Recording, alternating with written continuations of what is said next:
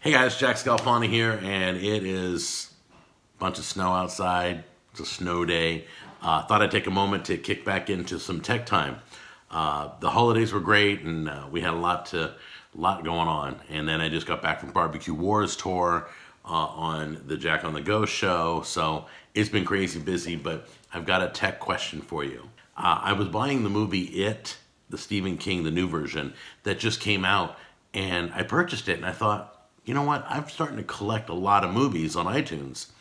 And what happens, how do I give them to my son, Jack Jr.? I know we have the same name, but let's pretend we don't, okay? So I've been doing a lot of research, Market Watch, Forbes, a lot of websites have already talked about this.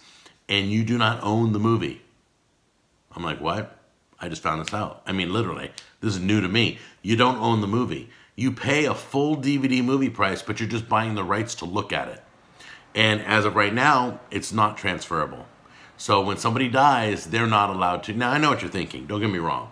You're like, just give the password and username to somebody. Yeah, but when the credit card changes and the name on the credit card, and sooner or later you're going to hit a wall somehow, some way that you're not the owner of that movie. But the bottom line, and that breaks terms of service. The bottom line is, I want to own the movie.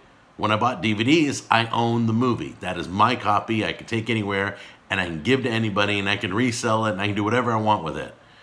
So my grief is this.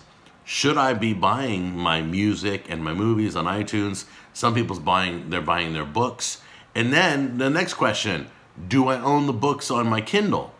And if I don't, well, should I be doing that? So I'm starting to wonder about all this stuff we're paying for online, and we don't even own it. That's insane. It really is. So I want to know what your thoughts are. I'm about ready to just boycott the whole thing and start buying DVDs and CDs again through the internet. You know, I'll order them through Amazon. But I want hard copies. I think I'm going to start saving my collection again. I stopped buying DVDs because of this reason, and so that's it. So put your comments down below. Let me know what you think. Let me know what you're doing. And did you even know this was an issue? All right, take care, Tech Nation. I'll talk to you on the next video.